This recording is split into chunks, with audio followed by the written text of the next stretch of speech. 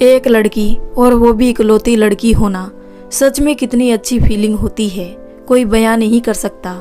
हर लड़की अपनी mummy papa की लाडली होती है, उनकी राजकुमारी होती है। पर जब कई पीढ़ियों के बाद घर में लड़की हो और वो भी पूरे खानदान में अकेली, तो उसके लिए सबका प्यार 2 गुना या कहूँ 4 गुना हो जाता है। वैसे तो मेरा परिवार ज़्यादा बड़ा नहीं है, बस मेरे मम्मी पापा, बड़े भैया और मैं, उन सब की लाडली। मम्मा तो मेरी बचपन की सबसे पहली सहेली और दोस्त थी। लेकिन जैसे कि हमेशा से बेटियां पापा को ज़्यादा प्यारी होती है, मैं भी मेरे पापा की बहुत लाडली थी। माँ फिर भी कभी कभार डांट दिया करती थी, पर पापा कभी नहीं, और मेरी गलती पर भी मेरा ही पक्ष लेते थे। मम्मी की डांट से बचा लिया करते थे। सच में कितना प्यारा बचपन था मेरा। जब कभी ताऊ जी के लड़कों के साथ या मामा के लड़कों के साथ खेलती थी तो हमेशा मैं ही जीतती थी, क्योंकि अगर मैं हार जाती तो रोने लग जाती थी। और ताऊ जी और मामा जी ने अपने सभी बेटों को सख्त हिदायत दे रखी थी, पीहू को कोई रुलाएगा नहीं। अब याद करती हूँ तो सच में बहुत हंसी आती है। मैं सब भाइयों को मारा करती थी, और जब वो मुझे मारने आते थे तो ताऊ जी या पापा या मामा जी के पास जाकर छुप जाती थी। ना तो मेरे ताऊ जी के कोई लड़की थी और ना मामा जी के, इसलिए उनका प्यार भी मेरे ऊपर स्नेह की बारिश की तरह बरसता था। ये सब बचपन की सुनहरी यादें हैं। ऐसी और भी कई यादें हैं जो हर लड़की बचपन में अपने भाई बहनों के साथ बिताती है। वो गुड्डा गुड़ियों का खेल, भाइयों संग लड़ाई झगड़ा, राखी पर सब भाइयों से उपहार लेना। पर ये बचपन भी अधिक समय तक नहीं रहता है, जाने कहाँ पंख लगाकर उड़ जाता है और हम दुनियादारी के चक्कर में फंस जाते हैं। खैर, मैं बचपन की यादों से बाहर निकलकर अब मेरी कहानी पर आती हूँ। मम्मा पापा की ये लाडली अपने स्कूल की पढ़ाई पूरी कर चुकी थी और मुझे अब ग्रेजुएशन के लिए कॉलेज में एडमिशन लेना था। पापा ने बोला कि वो साथ चलते हैं, पर मैंने ये सोचकर कि सब सहेलियां मजाक बनाएगी, पापा को साथ चलने से मना कर दिया। पर शायद ये सोच रखना मेरी सबसे बड़ी गलती थी। हम थोड़ा बड़ा होकर सोचते हैं कि हम सब कुछ अकेले कर लेंगे, और करने की कोशिश करना भी चाहिए। पर जहाँ हमारे मम्मी पापा की सही सलाह काम आए या उनका मार्गदर्शन काम आए, वहाँ पीछे हटना भी सही नहीं है। ओवर कॉन्फिडेंस होना भी सही नहीं होता है। जब कॉलेज की लिस्ट आई तो मेरा एडमिशन नहीं हुआ, क्योंकि मुझसे फार्म में मिस्टेक हो गई थी। मैं घर आकर बहुत रोई, क्योंकि मैंने अपनी ज़िंदगी में कुछ सपने देखे थे जिन्हें पूरा करने के लिए मेरा उस कॉलेज में एडमिशन होना ज़रूरी था। जब पापा ने मेरी आंखों में आंसू देखे तो उन्होंने पूरी बात पूछी और अगले ही दिन कॉलेज के प्रिंसिपल से बात की, और फार्म की सभी मिस्टेक ठीक करने के बाद मेरा एडमिशन हो गया। उस दिन से सोच लिया, चाहे कुछ भी हो, पापा की सलाह लिए बिना कुछ काम नहीं करूँगी। ग्रेजुएशन के दौरान पूरा ध्यान मैंने पढ़ाई में लगाया, एक भी फालतू दोस्त नहीं बनाया।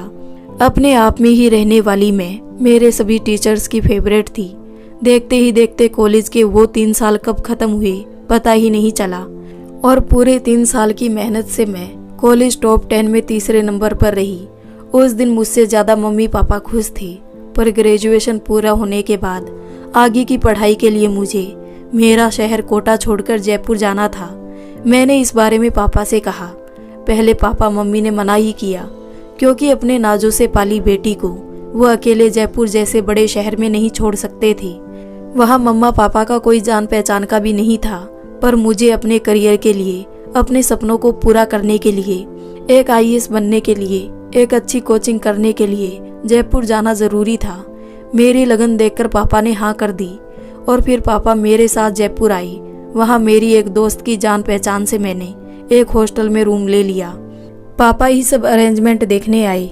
उन्हें मुझ पर पूरा भरोसा था, पर वो नहीं चाहते थे कि उनकी बेटी को कोई दिक्कत हो, इसलिए उन्होंने जयपुर आकर मेरे साथ मेरी सुविधा की हर चीज़ देखी। खाने के लिए एक बहुत अच्छे मेस से बात की, ताकि मैं अपनी आईएएस की कोचिंग ठीक से कर सकूं। जिस दिन पापा जयपुर से कोटा जा रहे थे, मैं स्टेशन पर उन्हें छोड़ने आई। पापा की आंखें भी नम थी। अपनी लाडली बेटी को इतने बड़े शहर में छोड़ने से उन्हें डर भी लग रहा था, पर वक्त और हालात ऐसे थे कि मुझे उस टाइम अकेले ही रहना था। पापा ने अपने आंसुओं को अपनी आंखों के बांध में बांध कर रखा, पर मैं अपने आंसुओं को रोक नहीं पाई। ट्रेन ने चलने का हॉर्न दिया। मेरा दिल बेचैन हो गया। बस अब पापा मुझे छोड़कर चले जाएंगे।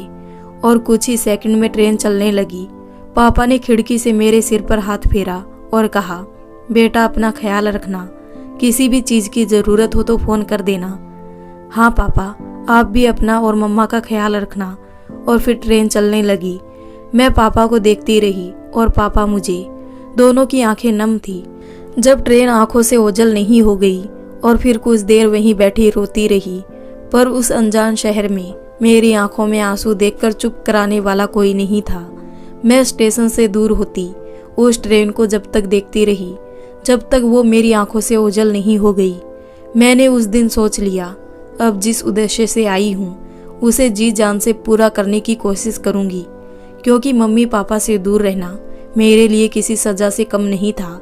और मैं इस सज़ा उन बच्चों की तरह मौज मस्ती में नहीं बिताना चाहती थी जो अपने शहर से दूसरे शहर ये सोच कर जाते हैं कि वो अपना सुनहरा भविष्य बनाएंगे, पर वो वहाँ जाकर खुद को एक आज़ाद पंछी समझकर अपने सपनों को भूलकर थोड़ा बहुत समय अपनी पढ़ाई में लगाते हैं और बाकी समय यारी दोस्ती मौज मस्ती में उलझ जाते हैं, अपने लक्ष्य से भटक जाते हैं। वक्त गुजरता रहा।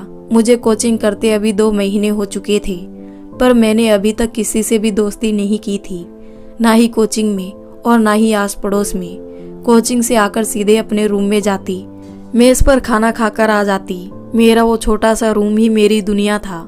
जब कभी मम्मी पापा की याद आती तो अपने उस छोटे से नोकिया 1100 के फ़ोन से बात कर लेती थी। एक शाम जब मम्मी पापा से बात करके मैं पढ़ाई करने बैठी ही थी कि अचानक से मोबाइल दोबारा बज उठा। मैंने सोचा शायद पापा कुछ बात भूल गए, शायद इसलिए दोबारा कॉल कर रहे हैं। पर जब फ़ोन उठाया तो देखा कि किसी अनजान नंबर से कॉल था। मैंने फ़ोन उठाया, किसी लड़के की आवाज़ थी। हाय कैसी हो? उधर से एक लड़के ने बहुत प्यार भरी आवाज़ में पूछा। मैंने चौंक कर पूछा, आप कौन? आपका चाहने वाला, उसने कहा। क्या? Are you mad? मैंने गुस्से से कहा। हाँ मैं पागल हूँ आपके प्यार में। उसके इतने कहते ही मैंने गुस्से से फ़ोन काट दिया। पर यह बात यहीं ख़त्म नहीं हुई। अब वो लड़का मुझे रोज़ फ़ोन करता। मैंने 1-2 बार तो उसे मना किया, पर वो नहीं माना, तो मैंने उसका फ़ोन उठाना बंद कर दिया। पर फिर वो नए नए नंबर से कॉल करने लगा। मैं बहुत परेशान रहने लगी। मम्मी पापा को इस बारे में बता नहीं सकती थी, क्योंकि अगर उन्हें पता लग जाता तो शायद वो डर से मुझे वापस कोटा बुला लेते थे। इसलिए एक दिन मैंने सोचा कि क्यों ना उससे साफ साफ बात कर ली जाए। आखिर वो चाहता क्या है? कब तक मैं उससे इस तरह से डरती रहूंगी? और एक शाम जब उसका कॉल आया तो मैंने उसका कॉल उठा लिया। उधर से आवाज़ आई, चलो आज तो फ़ोन उठा ही लिया मेरा। मैंने कहा, तुम कौन हो और मेरे पीछे क्यों पड़े हो? क्या चाहते हो मुझसे? उसने कहा, मैं आपको चाहता हूँ और आपसे शादी करना चाहता हूँ। क्या? तुम्हारा दिमाग तो सही है, तुम जानते हो मेरे बारे में। मैंने गुस्से में कहा। जितना ज़रूरी है उतना जान चुका हूँ, उसने कहा। मैंने गुस्से में कहा, तुम्हें मेरा नंबर कहाँ से मिला? उसने बहुत ही प्यार भरे अंदाज में कहा। दिल से किसी को पाने की चाहत हो तो इंसान क्या नहीं ढूंढ सकता है। ये तो फिर भी तुम्हारा मोबाइल नंबर है। मुझे और गुस्सा आया और मैंने कहा, मुझे क्यों परेशान क्यों कर रहे हो? इसे परेशान करना नहीं कहते हैं, इसे तो अपने प्यार का इजहार करना कहते हैं। मैं तुम्हारी शिकायत पुलिस में कर दूंगी। पहले ये तो पता कर लो कि मैं कौन हूँ। पुलिस में शिकायत किसकी करवाओगी? मैं मजाक नहीं कर रही। मैं तुम्हारा नंबर पुलिस को दे दूंगी। जरूर, ये नंबर मेरा नहीं, पता नहीं किसका है, वही फंसेगा। और शिकायत कर भी दोगी तो क्या पुलिस तुम्हारा ही केस लेकर बैठी रहेगी? इस शहर में न जाने कितने केस हर दिन आते हैं। पढ़ाई करने आई हो, थाने के चक्कर काटने में लगी रहोगी। मैं एक पल को सोच में पड़ गई। ये सब बातें इसने पहले से सोच रखी है। शायद एक लड़की क्या कर सकती है और किस चीज़ से डर सकती है, इसको बहुत अच्छे से पता था। मुझे समझ नहीं आया कि मैं इन सब बातों का क्या जवाब दूं। ज़्यादा मत सोचो पीहू, तुम्हारे माथे पर ये चिंता की लकीरें अच्छी नहीं लगती। क्या हुआ, कुछ बोलोगे? कौन हो तुम, बताते क्यों नहीं? मैंने गुस्से में जोर से पूछा। गुस्सा नहीं करते मेरी जान, हमें गुस्सा आ गया तो पता नहीं क्या होगा तुम्हारे साथ। कोचिंग तो अकेली आती जाती हो, उसने कहा। मैं बहुत ज़्यादा डर गई और तभी मेरी नींद खुल गई। ईश्वर की कृपा थी, मैं सपना देख रही थी। शायद उस दिन शाहरुख खान जूही चावला की डर मूवी देख ली थी, उसी का असर था। उस दिन कोचिंग में अचानक से छुट्टी रख दी थी, तो मेरी कोचिंग में मेरे साथ वाली बेंच पर बैठने वाली रिया से मेरी अच्छी जान पहचान थी। वो मुझे बहुत अच्छा दोस्त मानती थी और मैं पढ़ाई में इंटेलिजेंट थी, तो वो मेरी हेल्प लेती रहती थी। वही मुझे उस दिन अपने घर ले गई। उसके घर पर उस टाइम टीवी पर डर मूवी चल रही थी। शाहरुख खान का वो की किरण बोलने का अंदाज और जूही चावला के पीछे पड़ जाना, मैंने वो सीन बहुत ध्यान से देखा था और इमेजिन करने लगी थी कि ऐसा सच में किसी लड़की के साथ हो जाए तो क्या हो। शायद उसी का असर था कि मैंने ऐसा सपना देखा, पर अच्छा हुआ कि ये सिर्फ एक सपना था। उस दिन से सोच लिया अब किसी के घर पर नहीं जाना। कोचिंग से हॉस्टल और हॉस्टल से कोचिंग, मेरी पढ़ाई अच्छी चल रही थी। मैं वीकली टेस्ट में अच्छे नंबर ला रही थी। मम्मी पापा को जब इस बारे में बताती तो वो बहुत ज़्यादा खुश होते। उनकी खुशी से मुझे भी दुगनी खुशी मिलती। पर वो कहते हैं ना कि कभी कभी हम कुछ सोचते हैं या कुछ सपना देखते हैं तो वो सच हो जाता है, और अच्छी बात सच हो ना हो, बुरी बात जरूर सच हो जाती है। मेरे साथ भी यही हुआ, और इस बार ये सपना नहीं था। एक दिन जब मैं सुबह उठी तो मेरे मोबाइल पर एक अनजान नंबर से मैसेज आया था, गुड मॉर्निंग, कैसी हो। मुझे समझ नहीं आया कि मैसेज करने वाला कौन है। मैंने पहले मैसेज इग्नोर कर दिया, पर वो मैसेज का आना थमा नहीं। एक के बाद एक बहुत सारे मैसेज आने लगे।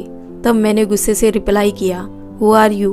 उधर से रिप्लाई आया, तुम्हारा दोस्त। पढ़कर मुझे गुस्सा आया कि ये कौन है जो बिना बात ही गले पड़ रहा है।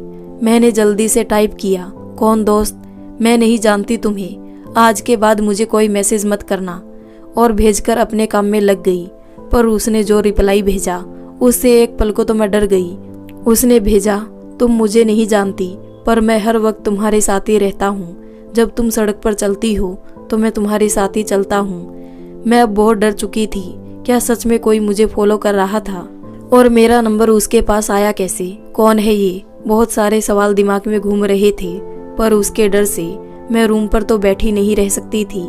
मैं तैयार होकर कोचिंग गई, पर जब मैं सड़क पर निकली तो सड़क पर मेरे साथ चलने वाला हर इंसान, मुझे ऐसा लगा जैसे मेरा पीछा कर रहा हो। मैं बहुत डरी हुई थी और जल्दी जल्दी कोचिंग आई। शाम को फिर मैसेज आया कि इतनी जल्दी में क्यों जा रही थी, मैं तो तुम्हारे साथ ही हूँ, तुम्हें कुछ नहीं होगा। अगले दिन उसका फिर मैसेज आया, आज थोड़ा आराम से जाना, तुम्हें जी भर कर देख नहीं पाता हूँ। मेरा दिमाग बहुत ज़्यादा खराब था। मैं यहाँ पढ़ाई करने आई थी, इन सब बातों में उलझने नहीं आई थी। पर जब भी सड़क पर निकलती मुझे लगता कि कोई मेरा पीछा कर रहा है। क्या इस शहर में कोई सच्चा दोस्त ना बनाकर मैंने गलती कर दी थी। फिर मुझे याद आया कि मैंने चाहे किसी को अपना सच्चा दोस्त ना माना हो, पर कोचिंग में मेरे साथ बैठने वाली रिया तो मुझसे हर बात शेयर करती है, क्यों ना उसे ही कॉल लगाकर बात करूं। कुछ देर बाद रिया का कॉल आया, पर उससे बात करने का कोई फायदा नहीं हुआ। उल्टा उसने मुझे ऐसे मैसेज इग्नोर करने की सलाह दे दी। हमारे समाज में यही होता है, जब भी कुछ ऐसा हो लड़कियों को इग्नोर करने की सलाह दे दी जाती है। खैर उसकी बात भी सही थी। मैंने उसके मैसेज को इग्नोर करना शुरू कर दिया, पर वो शायद पागल था। मैसेज पर मैसेज करता रहता, मेरा इनबॉक्स उसके मैसेज से भर जाता। पर हर चीज़ की एक सीमा होती है। मुझे अब बहुत गुस्सा आने लगा, पर मैंने अब सोच लिया कि बहुत सहन कर लिया। मैं उसे इग्नोर कर रही हूँ, शायद इसलिए वो बार बार परेशान कर रहा है। सोचकर तो यही आई थी कि यहाँ आकर बस पढ़ाई में ध्यान लगाऊंगी। लेकिन ये जो करण जौहर की कॉलेज की लव फिल्में देख देख कर प्रेरणा लेने वाली जनरेशन है, यही समझती है कि हाथ धोकर लड़की के पीछे पड़ जाओ, वो आपसे पट जाएगी, अगले दिन आपके साथ नाच भी लेगी और उसके बाद घूमना फिरना, प्यार इश्क सब हो जाएगा। ये भी ऐसा ही कोई दीवाना लग रहा है। इसका पता करके इसको दिन में तारे ना दिखाई तो मेरा नाम भी पीहू नहीं। अभी तक यही सोचकर थी कि कोटा से जयपुर में पढ़ाई करने आई हूँ। इस पागल से उलझने में केवल फालतू टाइम वेस्ट होगा, पर इसने तो जीना ही हराम कर दिया। इसे बताना ही पड़ेगा कि चंबल के पानी में कितना दम है। पहले मैंने सोचा कि मुझे क्या बोलना है, और फिर मैंने उसे कॉल लगाया और उधर से बहुत प्यार से भरी आवाज आई, हेलो जान। तब मैंने गुस्से में उसे बहुत सारी गालियां दी। मेरी गालियां सुनकर उसे गुस्सा आ गया। उसने गुस्से में कहा, तमीज से बात करो मुझसे। मैंने भी गुस्से में कहा, मैं तो ऐसे ही बात करूंगी। अरे पहली बार कॉल किया है, इतना गुस्सा ठीक नहीं है। मैं प्यार करता हूँ तुमसे।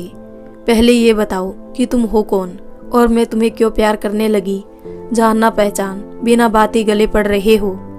तुम चाहे कुछ भी कहो, मैं तुम्हें अपना बनाकर रहूंगा। अगर तुम मुझे नहीं मिली तो मैं कुछ ना कुछ कर दूंगा। मैं तुम्हारे लिए कुछ भी कर सकता हूँ। तुम अगर मुझे नहीं मिली तो मैं अपनी जान दे दूंगा, सुसाइड कर लूंगा। मैंने भी गुस्से में कह दिया, हाँ जरूर मरो, अभी जाकर मरो, मैं जहर भेज दूं, नहीं मिल रहा हो तो। पर इस बात पर उसे गुस्सा आ गया और उसने गुस्से से कहा, तुम समझती क्या हो अपने आप को? तुम नहीं जानती कि मैं क्या क्या कर सकता हूँ तुम्हारे साथ। तुम किसी को मुंह दिखाने लायक भी नहीं रह पाओगी। मैं तो सोच रहा था कि तुम भी मुझसे। उसकी बात पूरी होने से पहले ही मैंने कहा, क्या करेगा तू? रेप करेगा या मर्डर करेगा? इससे ज्यादा और कर क्या सकता है? बोल कहाँ आना है? साले सुअर, गंदी नाली के कीड़े, जो तुझे करना है कर ले। और फिर मैंने फोन काट दिया। पर कुछ देर बाद जब मेरा गुस्सा ठंडा हुआ तो सोचने लगी कि गुस्से गुस्से में क्या क्या कह दिया मैंने। कोटा होता तो कोई बात नहीं, पर अब मुझे अंदर से डर लगने लगा। क्या पता वो हॉस्टल के आसपास ही रहता हो। गुस्से में मैं भी बहुत कुछ बोल गई। मैं ये सब सोच ही रही थी कि उसी समय पापा का फोन आ गया। पापा से बात करने के दौरान पापा मेरी बातों में समझ गई कि मैं परेशान हूँ। उन्होंने अपनी कसम देकर मुझसे सारी बात सच सच बता देने की कहा और फिर मैंने पापा को बता दिया। पर पापा ने बात को ज़्यादा ही सीरियसली ले लिया और अगले ही दिन जयपुर आ गए। अपनी इकलौती प्यारी बेटी को परेशान नहीं देख सकते थे। उस दिन उन्होंने उस हॉस्टल से रूम खाली करवाकर एक दूसरे हॉस्टल में रूम दिलवा दिया, साथ ही नई सिम भी दिलवा दी। 2 दिन तक पापा मेरे साथ ही रहे, फिर उन्हें जाना पड़ा। जाते जाते उन्होंने कहा कि पीहू, अपने पापा से जिंदगी में कभी कुछ बात मत छुपाना। हम हमेशा तुम्हारे साथ हैं और हमेशा साथ रहेंगे। कोई परेशानी हो या अगर फिर से ऐसे ही किसी का कॉल आए तो हमें पहली बार में ही बता देना। हम परेशान होंगे, ये सोचकर छुपा मत लेना। सच्ची तो कहा था पापा ने। हम लड़कियों के साथ जब भी कोई अनजान लड़का, स्कूल का साथी या परिवार मोहल्ले में कोई हमारे साथ बदतमीजी करता है तो हम उसे पहले इग्नोर करती है और सोचती है कि अपने मम्मी पापा या भाई परेशान होंगे। लेकिन कभी कभी ये सब हम पर ही भारी पड़ जाता है। पापा चले गए थे और एक बार फिर मैं अपनी पढ़ाई पर ध्यान देने लगी। पर यह शांति ज़्यादा दिन नहीं रही। एक दिन अचानक से फिर से लड़के का मैसेज आया, रूम क्यों बदल लिया जान? अब तो तुम्हारे ठीक से दीदार भी नहीं हो पाते। मैसेज पढ़ते ही मेरा दिमाग खराब हो गया। कौन है ये और क्यों मेरे हाथ धोकर पीछे पड़ गया है? और इसे मेरा नंबर कहाँ से मिल गए? क्या पापा को फिर से कॉल करूं? उसे समझ नहीं आ रहा था कि वो क्या करे। मैंने सोचा कि पापा बोलकर गए हैं तो पापा को बता दूं। लेकिन अचानक से एक बात मेरे दिमाग में आई कि ये नंबर मेरे मम्मी पापा, मेरी दोस्त रिया और कोचिंग वालों के अलावा किसी के पास नहीं है। तो इसका मतलब ये नंबर कोचिंग से ही उस लड़के के पास गए हैं। वो लड़का जरूर कोचिंग का कोई काम करने वाला है या उसी का दोस्त है। मैंने सोच लिया अगले दिन कोचिंग के बाद ये सारी बात जरूर रिसेप्शन पर पूछूंगी। उसी वक्त रिया का कॉल आ गया। उसे सारी बात बताई। रिया ने कहा कि हाँ ऐसा हो सकता है, क्योंकि आज से कुछ महीने पहले भी एक लड़के ने रिसेप्शन से ही एक लड़की के नंबर चोरी से ले लिए थे और उसे परेशान करने लगा था। मैंने गुस्से में कहा, तो तूने ये बात इससे पहले क्यों नहीं बताई? रिया ने कहा, पर यह बात पक्की नहीं है ना, सुनी सुनाई बात है। क्या पता सच भी हो, क्या पता झूठ हो। हाँ ठीक है, कल बात करते हैं। कहते हुए मैंने कॉल काट दिया। अगले दिन कोचिंग की छुट्टी होते ही मैं रिसेप्शन पर गई। वहाँ एक लड़का बैठा था। मैंने वहाँ जाकर कहा, मुझे मैनेजर से बात करना है। उस लड़के ने पूछा, यस मिस, मैं आपकी क्या हेल्प कर सकता हूँ? मैंने कहा, मुझे शक है कि आपके पास से मेरे नंबर किसी और के पास गए हैं। उसने चौंकते हुए कहा, यह क्या कह रही हो आप? प्लीज़ क्या आप पूरी बात बताओगी ताकि मैं आपकी हेल्प कर सकूं? मैंने कहा, मुझे आपसे नहीं, आपके मैनेजर से बात करना है। उसने कहा, पर पहले आप पूरी बात बताइए तो। मैंने गुस्से में कहा, मुझे आपकी ही शिकायत करना है, तो बताओ आपकी शिकायत आपसे ही करूं। वो थोड़ा डर गया। उसने कहा, यह क्या कह रही हो आप? मेरी शिकायत? पर मैंने क्या किया है? मैंने गुस्से में कहा, कुछ नहीं, मुझे मैनेजर से मिलना है। अगर आप मुझे नहीं जाने देंगे तो फिर मैं पुलिस के पास हेल्प मांगने जाऊंगी। ये बात सुनकर उस लड़के ने अपने साथ में बैठी एक और लड़की की तरफ देखा। रिसेप्शन पर बैठी उस लड़की ने कहा, अरे राजेश, तुम्हें क्या उलझने में मजा आता है? जब वो बोल रही है कि मैनेजर से मिलना है तो तुझे क्या प्रॉब्लम है? फिर उसने मुझसे कहा, सॉरी मैम, ये नया नया लगा है इसलिए अक्ल नहीं है। आप आइए मेरे साथ, जो भी प्रॉब्लम है उन्हें बताइएगा। आखिर हमारी कोचिंग तो आपकी हर तरह से मदद करने के लिए हमेशा तैयार है। उसके बाद वो लड़की मुझे मैनेजर के रूम में ले गई। वो अंदर गई और फिर बाहर उसने मुझसे कहा, जाइए अंदर, जो भी बात हो सब अच्छे से बता दीजिएगा। मैंने उससे थैंक्स कहा और दरवाजा खोला। वहाँ मैनेजर की सीट पर लगभग 24-25 साल का लड़का बैठा था। क्लीन शेव चेहरा, बहुत अच्छे तरीके से संवारे बाल, सफेद रंग की शर्ट पर एक सुंदर टाई लगाई और हाथ में मोबाइल पर बात करता वो लड़का चेहरे से किसी हीरो से कम नहीं लग रहा था। खैर, मुझे इन सब से क्या मतलब था। मैंने दरवाजे से ही कहा, मैं आई कम इन। उसने एक प्यार भरी मुस्कुराहट के साथ गर्दन हिलाते हुए कहा, यस कम इन, और कुर्सी की तरफ इशारा किया। मैं कुर्सी पर बैठ गई। उसने अपने मोबाइल पर किसी से कहा, ठीक है, मैं कुछ देर बाद बात करता हूँ। फिर उसने मुझसे कहा, जी मिस बताइए, मैं आपकी क्या हेल्प कर सकता हूँ? मैंने उससे कहा, एक अनजान नंबर से मेरे मोबाइल पर बकवास मैसेज आ रहे हैं और मुझे लगता है कि मेरे नंबर कोचिंग से ही उस लड़की के पास जा रहे हैं। उसने कहा, अगर आपको बुरा ना लगे तो क्या मैं वो मैसेज देख सकता हूँ? मैंने मोबाइल में वो मैसेज निकालकर उसकी तरफ मोबाइल बढ़ा दिया। उसने मोबाइल लिया और 1-2 मैसेज देखे और फिर मोबाइल वापस लौटाते हुए कहा, पर मिस, और फिर रुक गया। मैं उसके कहने का मतलब समझ गई। वो मेरा नाम जानना चाहता था। मैंने कहा, मिस पीहू। उसने एक बार फिर मुस्कुराते हुए कहा, जी मिस पीहू, आप ये कैसे कह सकती हैं कि ये नंबर हमारे यहाँ से इस शख्स के पास गया है? मैंने अपना मोबाइल पर्स में रखते हुए कहा, क्योंकि ये पहले भी मुझे परेशान कर चुका है। तब मैंने सोचा कि हो सकता है कहीं से इसे नंबर मिल गए हो तो ये परेशान कर रहा हो, क्योंकि उस सिम के नंबर बहुत से लोगों के पास थे। वो मुझे मैसेज करता है कि मैं तुम्हारे साथ ही चलता हूँ, तुम्हें पसंद करता हूँ, तुम्हारे बिना मर जाऊंगा, और भी बहुत बकवास मैसेज करता है। परेशान होकर मैंने पापा को बताया। पापा ने अगले ही दिन मेरा हॉस्टल भी बदलवा दिया और नई सिम भी दिलवा दी, और इस नई सिम के नंबर केवल मेरे मम्मी पापा, रिया और आपके पास है। रिया मेरी दोस्त है और उसने मेरी बहुत हेल्प की है, तो मैं उस पर तो शक कर नहीं सकती। मेरी नई सिम के नंबर मैंने परसों ही कोचिंग में लिखवाए थे ताकि टेस्ट से रिजल्ट मैसेज आ सके, इसलिए मुझे पक्का विश्वास है कि यहाँ से मेरे नंबर उस बदमाश के पास पहुँचे हैं। अब वो कुछ देर तक चुप रहा, क्योंकि अब उसके पास कहने के लिए कुछ नहीं था, पर फिर भी वो अपनी बात पर कायम रहा और उसने कहा, मिस पीहू, देखिए, मुझे जहाँ तक लगता है नंबर हमारी कोचिंग से नहीं गए, पर अगर ऐसा है तो मैं पता करता हूँ, और किसी ने भी ऐसा किया होगा तो उसे जल्द से जल्द आपके सामने ले आएंगे। लेकिन मुझे सबसे ज़्यादा डर तो इस बात का था कि उसने कहा था वो मुझे सड़क पर फॉलो करता है। मैं सोचने लगी उसका क्या करूँगी। उसने मुझे सोच में डूबा देखकर कहा, क्या आपको और कुछ भी परेशानी है? मुझे बताइए, मैं आपकी हेल्प करूँगा। मैंने उसे अपनी परेशानी बताते हुए कहा, उस लड़के ने मुझसे कहा था कि वो मेरे साथ साथ ही चलता है, मुझे फॉलो भी करता है। अब इस अनजान शहर में अगर मुझे किसी की भी मदद की ज़रूरत हुई तो मैं किससे मदद मांगूंगी?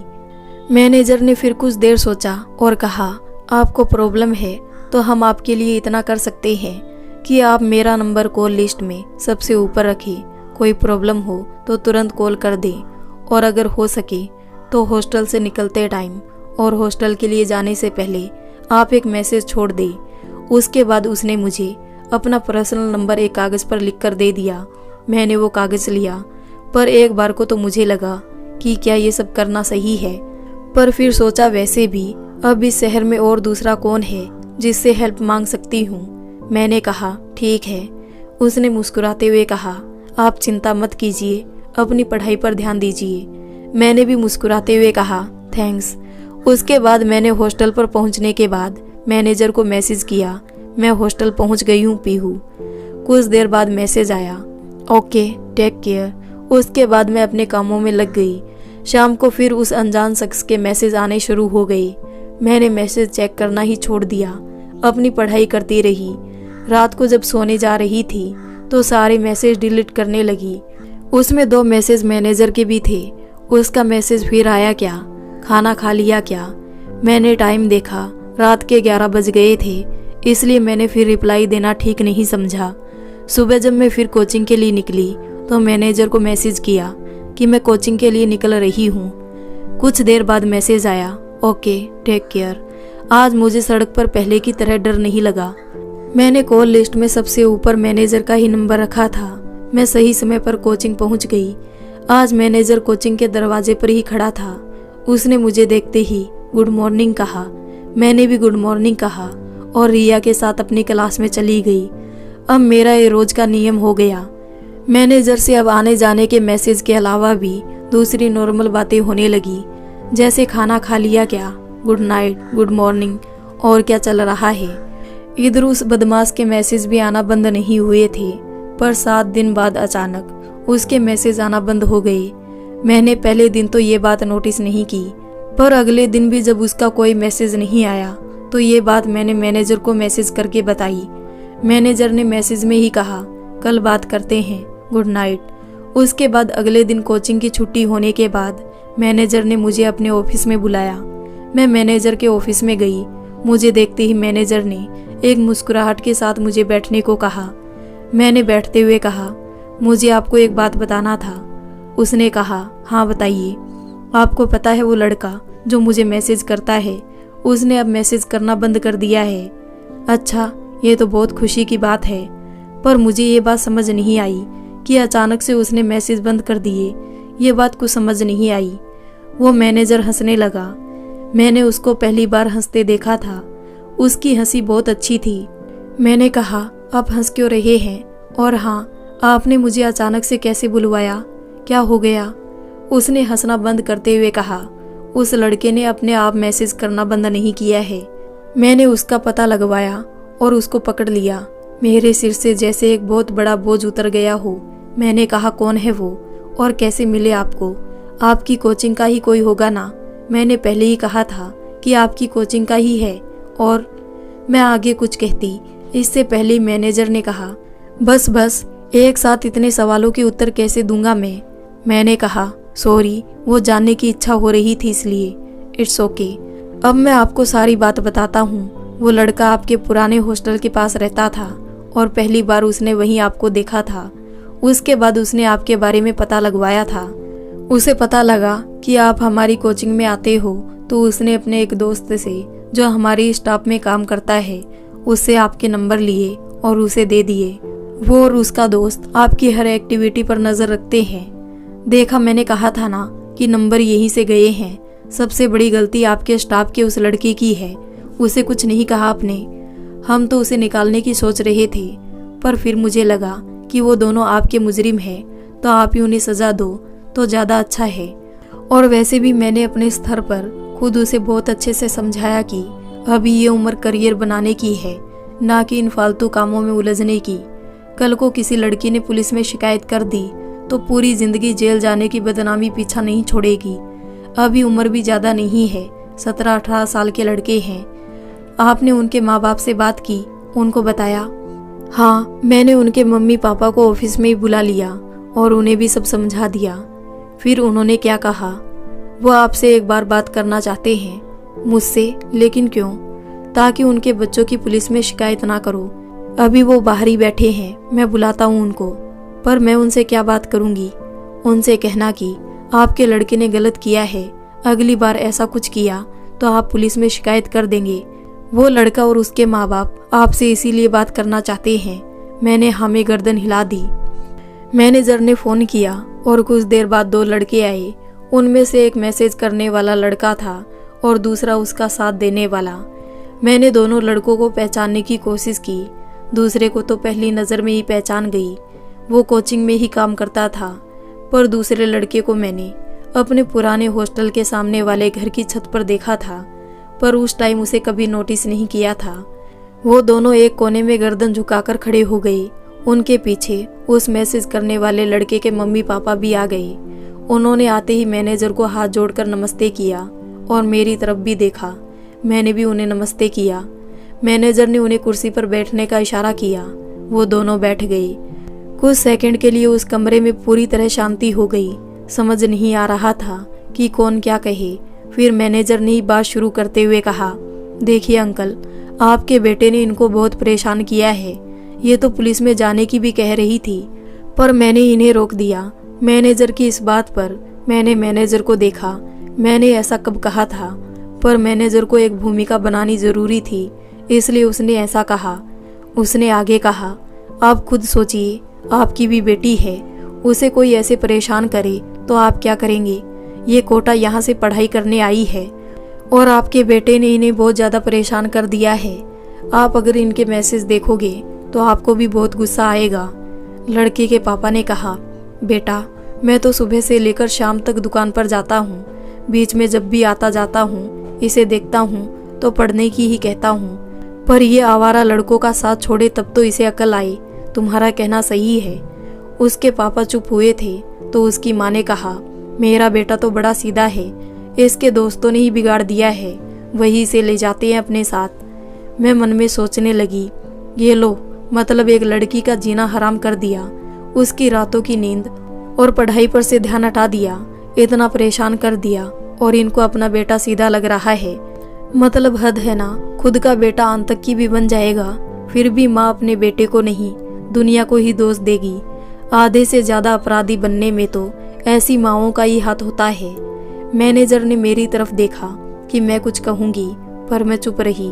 तब मैनेजर ने कहा, देखिए, आपकी बात सही हो सकती है, पर इनके पास मैसेज आपके बेटे के पर्सनल नंबर से गए हैं। मिस पीहू, आप जरा अपना मोबाइल दीजिए, मैं आपको 1-2 मैसेज बताता हूँ। मैंने जल्दी से अपना मोबाइल मैनेजर को दे दिया।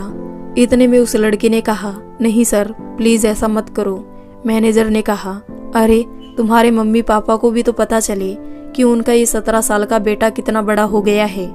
उसके बाद उसने 1-2 मैसेज पढ़ के बताए। शर्म से उसके मम्मी पापा दोनों का सिर झुक गया। कुछ देर बाद उसके पापा ने 1-2 गालियां उससे देते हुए कहा, तुझे इन सब कामों के लिए मोबाइल दिया था, इसलिए तुझे स्कूल भेजते थे। आज से तेरा आवारा दोस्तों के साथ उठना बैठना बंद। उसके बाद उसके पापा को बहुत गुस्सा आया और वो उसे थप्पड़ मारने के लिए उठे। लड़का दीवार की तरफ पीछे खिसक गया, पर उससे पहले ही उस लड़के की माँ और मैनेजर ने उन्हें रोक लिया।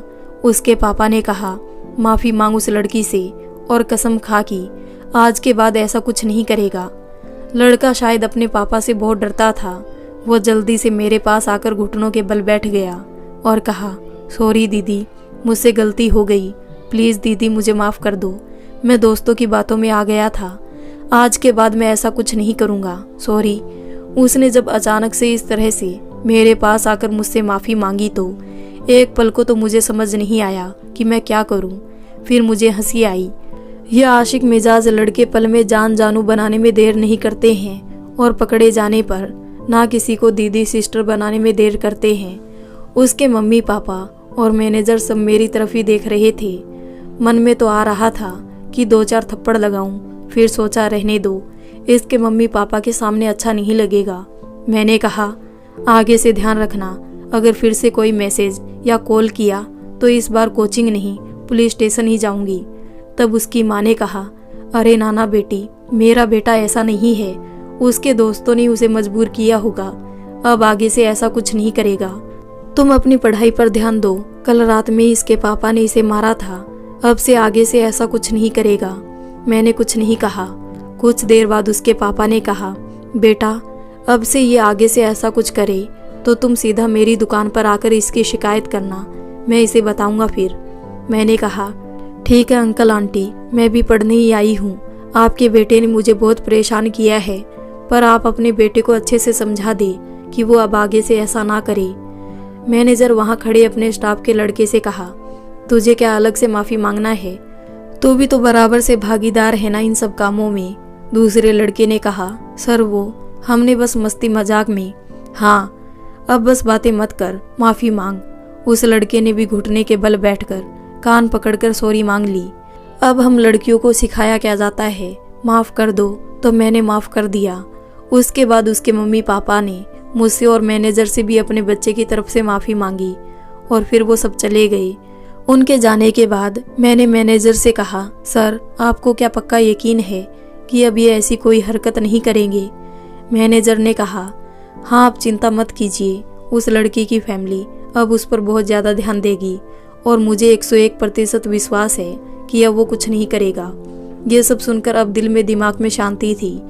अब मैं अपनी पढ़ाई पर सही ढंग से ध्यान दे पाऊंगी और जिस लक्ष्य के लिए कोटा से जयपुर आई थी उसे अब पूरा कर पाऊंगी।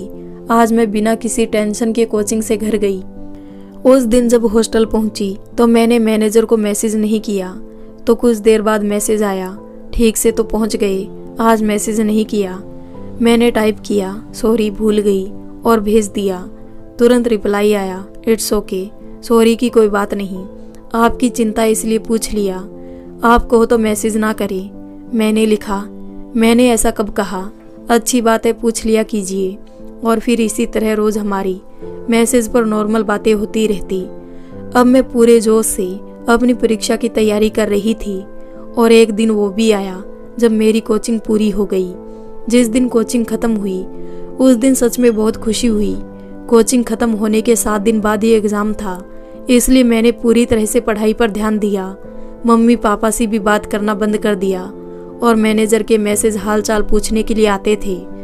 वैसे अब वो मैनेजर से निखिल बन चुका था तो उसको भी मना कर दिया कि अभी मेरा सारा फोकस पढ़ाई पर है, एग्ज़ाम के बाद अच्छे से बात करते हैं। उसके बाद उसने भी मैसेज करना बंद कर दिया।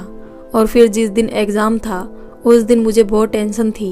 मम्मी पापा ने एग्ज़ाम के लिए मुझे शुभकामनाएं दी, साथ ही निखिल ने भी all the best for your exam message भेजा। मैंने थैंक्स कहा और फिर एग्ज़ाम देने चली गई। पूरा पेपर मुझे सही लगा, ज़्यादा कठिन नहीं था पर कुछ सवाल बहुत ज़्यादा कठिन थे। खैर मैंने जो भी मेहनत की थी उसका फल मुझे आज मिला था। कुल मिलाकर मेरा एग्ज़ाम अच्छा गया था। हॉस्टल जाकर ये बात मैंने मम्मी पापा को बताई। कुछ देर बाद निखिल का भी मैसेज आ गया कि आपका एग्ज़ाम कैसा गया। मैं बहुत खुश थी कि मेरा पेपर अच्छा गया। इधर मेरे पीजी के एग्ज़ाम भी थे तो उनकी तैयारी में लग गई। मम्मी पापा के अलावा निखिल से भी बातें होती रहती थी, वो बहुत अच्छा दोस्त बन चुका था। मैसेज से होने वाली बात अब कॉल पर होने लगी थी। पहले 1-2 मिनट तक होने वाली बातें कभी कभी आधे घंटे तक हो जाती थी। मेरे पीजी के एग्ज़ाम भी ख़त्म हो चुके थे, बस अब मेरे आईएएस के एग्ज़ाम के रिजल्ट का इंतज़ार था और एक दिन वो भी आ गया। मैं खुशी खुशी रिजल्ट देखने साइबर कैफ़े पर गई, पर जब रिजल्ट आया तो सच में बहुत दुख हुआ। मैं 1 नंबर से रह गई थी। लगा जैसे कि मेरी दुनिया ही ख़त्म हो गई। इतने दिन मम्मी पापा से दूर रहने, ठीक से खाने पीने पर ध्यान ना देने का ये नतीजा निकला। इस बार मैंने बहुत लगन से मेहनत की थी पर कुछ नतीजा नहीं निकला। मैं बहुत ज़्यादा परेशान हो गई और चुपचाप पैदल ही हॉस्टल के लिए निकल गई। रास्ते में रेलवे ट्रैक पड़ता था पर मैं इतनी उदास और डिप्रेस हो चुकी थी कि मुझे उसका ध्यान ही नहीं रहा और मैं उस तरफ जाने लगी थी। पर इतने में ट्रेन के हॉर्न से मैं जैसे होश में आई। अब मैं सच में बहुत ज़्यादा डिप्रेस हो चुकी थी। कुछ समझ नहीं आ रहा था। शाम को पापा को फ़ोन किया और उन्हें सब बताया। उन्होंने भी बहुत समझाया पर मैंने कह दिया कि अब मैं कोटा में ही रहना चाहती हूँ। क्या पता कहीं सोच सोच के और डिप्रेशन में ना चली जाऊँ। मैंने कहा कि आप कल ही मुझे लेने आ जाओ। अगले दिन ही पापा मुझे लेने आ गए। अब मैं उदास रहने लगी। आखिर दिन रात की मेहनत का कुछ नतीजा नहीं निकला था। मन को बहुत समझाया, मम्मी पापा भैया दोस्तों ने समझाया, पर एक दुखद विचार से निकलने में थोड़ा समय लगता है और मुझे वही समय चाहिए था। मैंने लोगों से मिलना जुलना बंद कर दिया। मेरा मोबाइल भी कोटा आते ही मैंने स्विच ऑफ कर दिया, क्योंकि वो इसलिए था ताकि मैं मम्मी पापा से बात कर सकूं। वक्त गुजरता गया और मेरा मूड भी सही हो गया। लगभग 4 महीने बीत चुके थे। एक दिन मैंने अपना मोबाइल किसी काम के लिए चालू किया। स्विच ऑन करने के कुछ घंटों बाद ही निखिल के मैसेज आने लगे। कहाँ हो, कितने दिन हो गए, बात क्यों नहीं करते, भूल गए क्या, मुझसे कोई गलती हो गई क्या, एक बार कॉल या मैसेज तक नहीं किया। मैंने मैसेज किया, फ़ोन खराब हो गया था, आज ही ठीक हुआ है।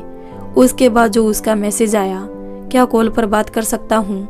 मैंने मैसेज किया, हाँ। तुरंत ही उसका कॉल आ गया उसने कहा, मुझे एक बहुत ही ज़रूरी बात तुमसे करना है। मैंने कहा, हाँ कहो। निखिल ने कहा, तुम मुझे बहुत पसंद हो और तुम्हें बहुत समय से प्यार भी करता हूँ। क्या मुझसे शादी करोगी? मैं 1 मिनट को तो बिल्कुल खामोश हो गई। कुछ समझ नहीं आया कि क्या जवाब दूं। मैंने बिना कुछ कहे कॉल काट दिया और बिस्तर पर लेट गई। निखिल से पहली मुलाकात से लेकर अब तक की सारी बातें सोचने लगी। इतने दिनों में आज तक निखिल ने हमेशा मेरी मदद की है। हर जगह हर बात में मेरा साथ दिया है। उस अनजान शहर में एक वही था जिसने मेरा अपनों की तरह साथ दिया। वही था जिससे बात करके एक तरह का सुकून मिलता था। वही था जो दोस्त था, मेरा मार्गदर्शक भी। उसने कभी ऐसी कोई बात नहीं की जिससे मुझे बुरा लगे। कभी मेरा दिल नहीं दुखाया। आगे होकर वही सब काम कर देता था। उस लड़के की घटना के बाद से हमेशा सोने से पहले गुड नाइट और जागते ही सबसे पहले गुड मॉर्निंग करता था। अपनी पढ़ाई के चक्कर में मैंने कभी उसके प्यार को नोटिस नहीं किया। सच में कितनी मूर्ख थी मैं। और वैसे देखा जाए तो उसने मुझसे शादी की पूछा है। उसने ये नहीं कहा कि वो मुझसे केवल प्यार करता है। ये प्यार व्यार के चक्कर में अधिकतर वही पड़ते हैं जिन्हें शादी नहीं करना होता है। वैसे भी प्यार करने वाले शादी कर ही कहाँ पाते हैं, और जब शादी कर ही नहीं सकते तो फिर क्यों प्यार करते हैं। निखिल ने शादी की बात करके ये बता दिया कि वो टाइम पास नहीं करना चाहता, लाइफ टाइम मेरे साथ रहना चाहता है। इतना बड़ा फैसला मैं खुद कैसे ले सकती हूँ? मम्मी पापा को इस बारे में बताना चाहिए और उनसे पूछना चाहिए, क्योंकि मैंने सोच रखा है कि शादी उनकी मर्जी से ही करूँगी। फिर अचानक मेरे दिमाग में नेगेटिव विचार आ गए। क्या इस बारे में मम्मी पापा से बात करना सही होगा? कहीं घर के बाकी लोग तो ये नहीं समझेंगे कि मैं इतने दिन से उस लड़की की याद में उदास थी, या ये सोचे कि शायद इसी वजह से मैंने पढ़ाई पर ध्यान नहीं दिया होगा और मेरे कम मार्क्स आए। और मैंने मैनेजर के बारे में मम्मी पापा को बता रखा था, क्योंकि मैं मम्मी पापा से कोई बात नहीं छुपाती थी। सच में बहुत ही बड़ी कश्मकश थी। इसे ही असमंजस कहते हैं कि इंसान को समझ नहीं आए उसे क्या करना चाहिए और क्या नहीं। छोटा सा कदम उठाने से पहले भी 1000 बार सोचना पड़ता है। इस वक्त कोई ऐसा ना था जिसे मैं अपने मन की बात कर सकूं, उसे अपने दिल दिमाग की लड़ाई के बारे में बता सकूं। मैं कुछ निर्णय नहीं कर पाई। शाम को फिर निखिल का मैसेज आया, क्या हुआ, तुमने कुछ रिप्लाई नहीं दिया? मैंने लिखा, मैं बाद में बात करती हूँ। कुछ देर बाद उसका रिप्लाई आया, सॉरी अगर तुम्हें मेरी बात का बुरा लगा हो तो, और मैंने अचानक से तुमसे शादी की बात कर दी। क्या एक बार कॉल पर बात कर सकते हैं? मैंने लिखा, हाँ। तुरंत उसका कॉल आ गया। उसने कॉल उठाते ही कहा, पीहू मैं तुम्हें बहुत टाइम से पसंद करता हूँ, पर कभी तुमसे कहने की हिम्मत नहीं हुई। पर इन 4 महीनों में मैं जब तुमसे बात नहीं हुई तो मुझे हर पल तुम्हारी कमी महसूस हुई। मैंने तुम्हें हर पल मिस किया। मैं सच में तुम्हें बहुत प्यार करता हूँ। तुम्हें हर पल खुश रखूंगा। पूरी जिंदगी तुम्हारे साथ बिताना चाहता हूँ। पीहू प्लीज एक बार हाँ या ना में जवाब दे दो।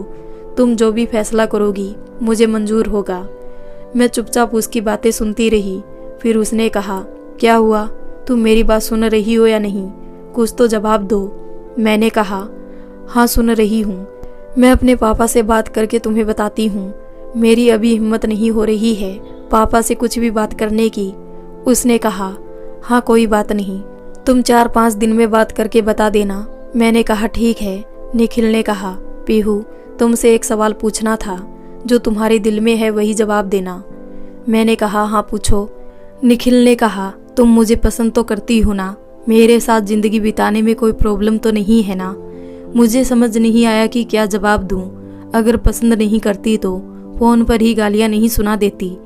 मैंने कहा, हाँ करती हूँ, मैं कल ही बात करती हूँ पापा से। निखिल ये सुनकर बहुत खुश हो गया। उसने कहा, बस मुझे यही सुनना था, यही बहुत है मेरे लिए। ओके अपना ख्याल रखना, कोचिंग की क्लासेस शुरू होने वाली है, बाद में बात करता हूँ। और फिर उसने कॉल काट दिया। रात को सोते सोते सोचती कि सुबह उठते ही सबसे पहले पापा से अपने मन की बात कह दूंगी। पूरी रात करवटें बदलने में लग गई। पता नहीं वो रात भी न जाने क्यों लंबी लग रही थी। हमेशा 10 बजे सो जाती थी, पर आज रात के 1 बज गए। नींद आंखों से दूर थी। सोचने लगी कि काश बहन होती तो कितना अच्छा होता, उसे मन की सारी बातें बता देती। फिर सोचते सोचते दिमाग भी थक गया और जागते जागते आंखें भी दुख गई और कब नींद आ गई पता ही नहीं चला। सुबह रोज के समय से लेट उठी तो मम्मी मेरे रूम में आ गई और मेरे सिर पर हाथ फेरते हुए कहा, क्या हुआ पीहू, तबीयत तो ठीक है ना?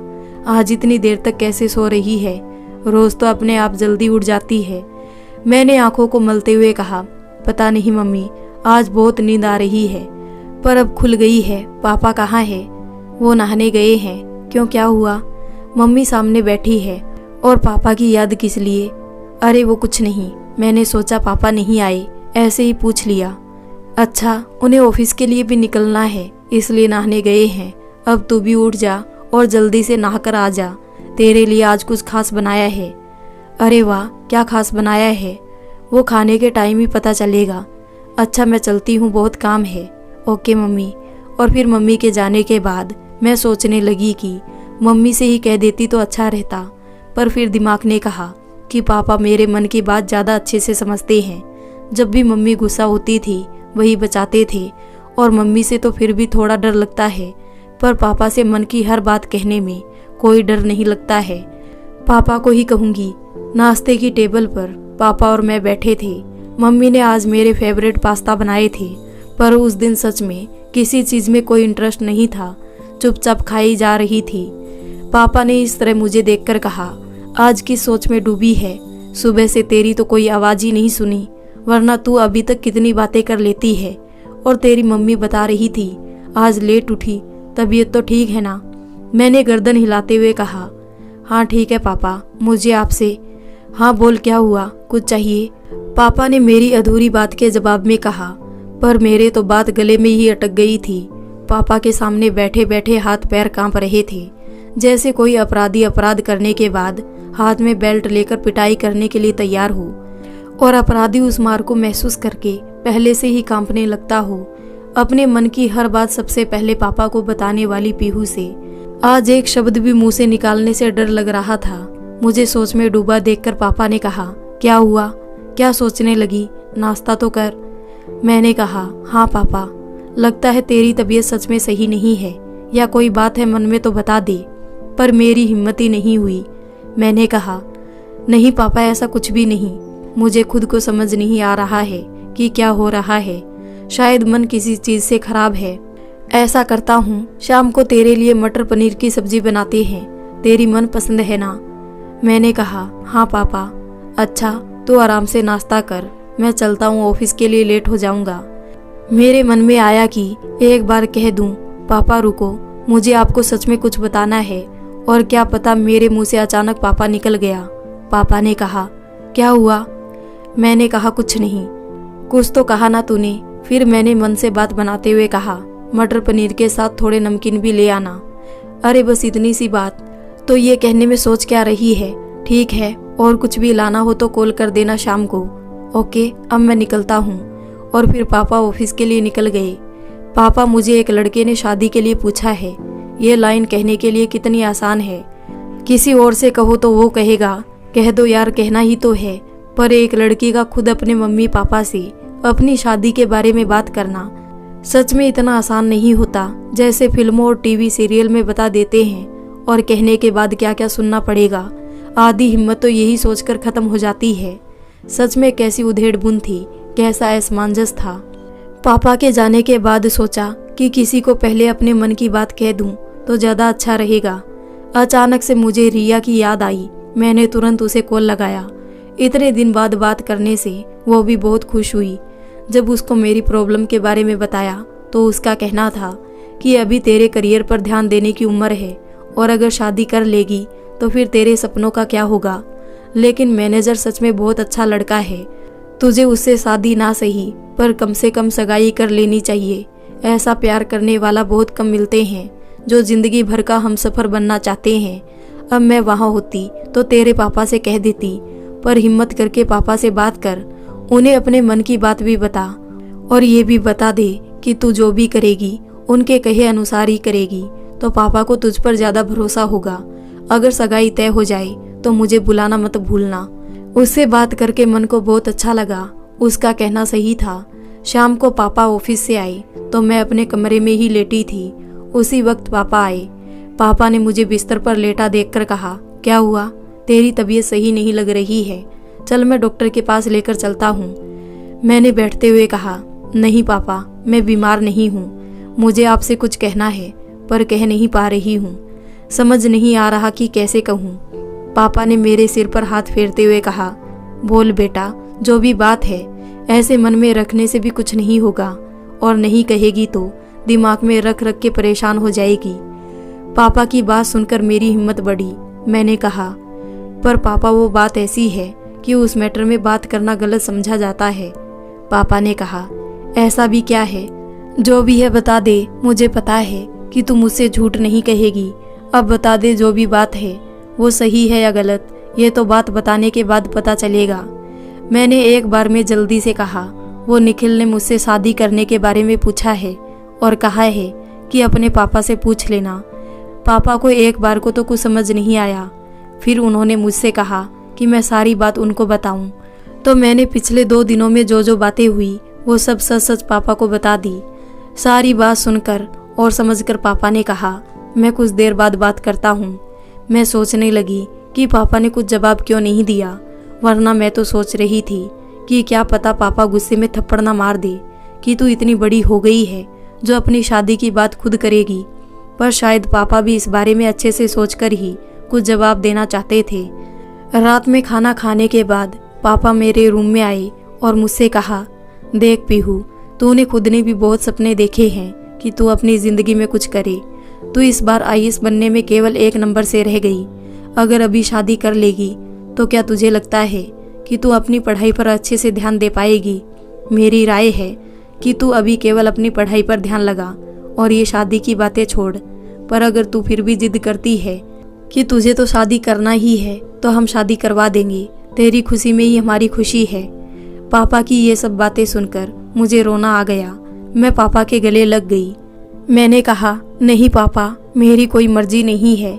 आपकी मर्जी ही मेरी मर्जी है। आप मेरा अच्छा ही सोचेंगे। मैं आज ही निखिल को बता देती हूँ कि अभी मुझे शादी नहीं करना है। पापा ने कहा, और आगे से ऐसी कुछ बात बताने से पहले इतना सोचना मत। आखिर तेरी बात तेरे पापा नहीं सुनेंगे तो कौन सुनेगा? मैंने कहा, हाँ पापा।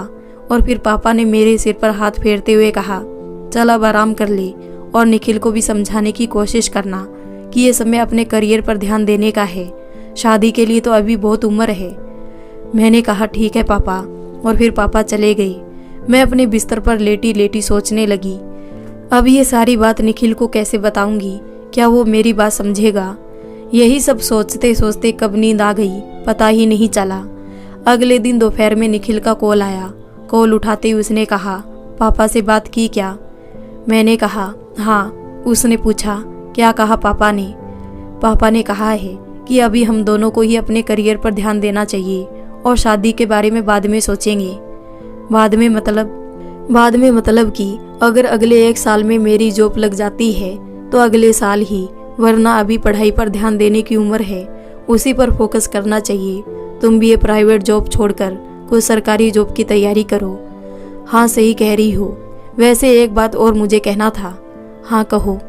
देखो, मुझे पता है कि तुम मुझे बहुत प्यार करते हो और मुझसे ही शादी करना चाहते हो, लेकिन मैं एक बात बता दूं कि मैं शादी अपने मम्मी पापा की मर्जी से ही करूंगी। निखिल ने कहा, हाँ, मम्मी पापा की मर्जी तो होनी ही चाहिए। थैंक्स मुझे समझने के लिए। और फिर मैंने कॉल काट दिया। उस दिन के बाद से एक बार फिर से मेरी ज़िंदगी नॉर्मल हो गई। निखिल से रोज़ बातें होती, मैं भी अपनी पढ़ाई पर ध्यान देती, सब अच्छा चल रहा था। मुझे लगने लगा था कि देर सवेर निखिल से ही मेरी शादी होगी।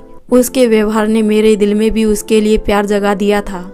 कुछ समय बाद मेरे और उसके बारे में घर में सबको पता लग गया था, पर उन्हें बस इतना पता था कि वो मेरा अच्छा दोस्त है। इसी बीच मेरे भैया की शादी हो गई। मैंने निखिल को इनवाइट किया, पर वो उसकी माँ की तबीयत अचानक से बहुत ज़्यादा खराब हो जाने से नहीं आ पाया। मेरे भैया की शादी के 1-2 महीने बाद ही परिवार के अधिकतर लोग अब मेरी शादी की बातें करने लगे। आस पड़ोस के लोग भी मम्मी से कहने लगे कि बेटे की शादी तो कर दी, अब बेटी की भी कर दो। और फिर अचानक एक दिन निखिल ने रात को 11 बजे कॉल किया। मैं डर गई। इतने दिनों में उसने कभी रात को 11 बजे कॉल नहीं किया था, क्योंकि मैं अक्सर 10 बजे ही सो जाती थी। ज़रूर कुछ बहुत बड़ी बात होगी, तभी उसने कॉल किया। मैंने एक बार को तो नींद में कॉल नहीं उठाया, पर फिर उसका कॉल आया तो मैंने कॉल उठाया। कॉल उठाते ही उसने कहा, सॉरी यार तुम्हारी नींद खराब करने के लिए, मुझे तुमसे बहुत ज़रूरी बात करना है। मैंने कहा, हाँ कहो। अभी कुछ देर पहले ही मम्मी ने बताया कि मेरी बुआ जी कल मेरे लिए एक जान पहचान का रिश्ता लेकर आ रही है, और मम्मी ने उनको हाँ भी बोल दिया है। उन्हें तो लड़की बहुत पहले से पसंद है। मुझे लगता है कि वो मेरी शादी फिक्स करके ही रहेगी। मेरी तो सारी नींद ही खुल गई।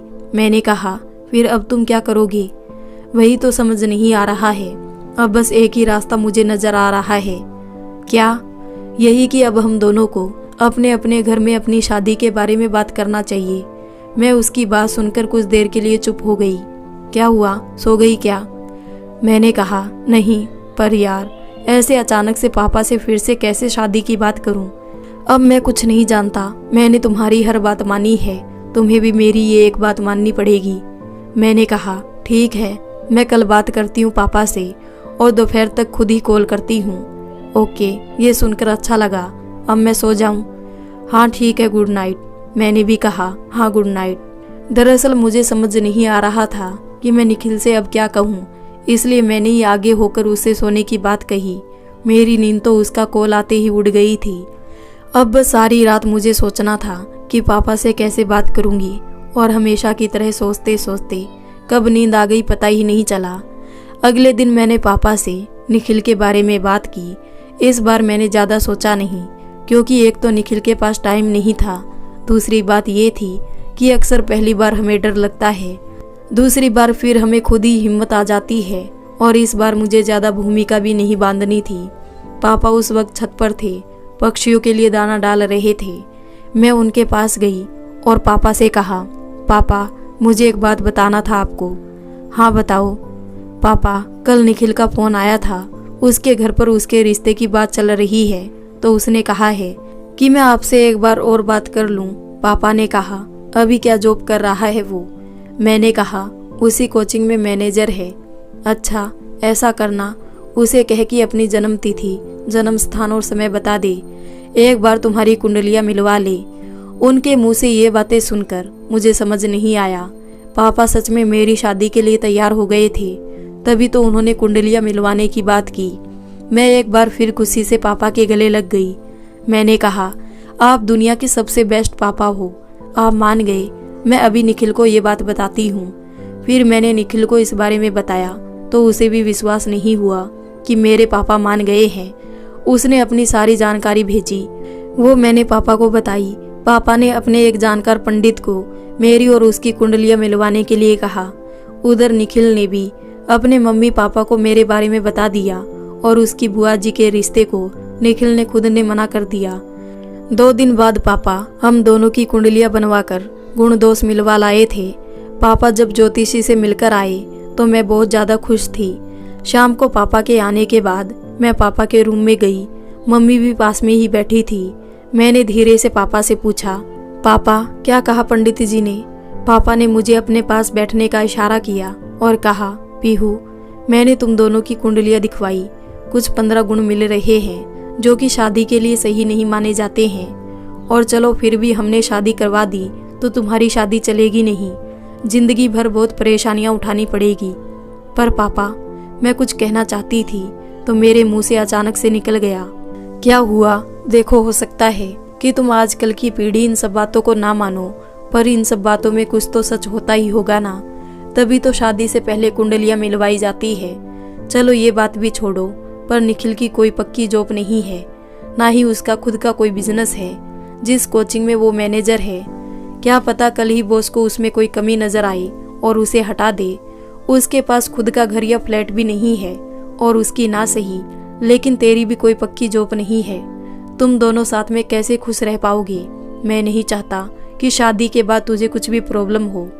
पापा कुछ देर के लिए रुक गए तो फिर मम्मी ने कहा, और पीहू तुझे अगर थोड़ा सा भी दुख हुआ तो तू तो जानती है कि हमें कितना दुख होगा, पर फिर भी अगर तुझे उससे शादी करना है तो तेरी खुशी के लिए हम ये भी कर देंगे, लेकिन हर पल तेरी चिंता लगी रहेगी, तू खुश है या नहीं। फिर पापा ने कहा, अब फैसला तेरे ऊपर छोड़ता हूँ, तुझे जो सही लगे तो वो मुझे बता देना, हम वही करेंगे। निखिल को भी बता देना कि मैंने क्या कहा है। मैं चुपचाप पापा की बातें सुन रही थी। पापा अपनी बात कहकर चुप हो गई तो मैं चुपचाप उठकर अपने रूम में आ गई। मुझे खुद को कुछ समझ नहीं आ रहा था कि मैं क्या कहूँ, क्या करूँ। मैंने निखिल को कॉल लगाया। निखिल ने कॉल उठाया।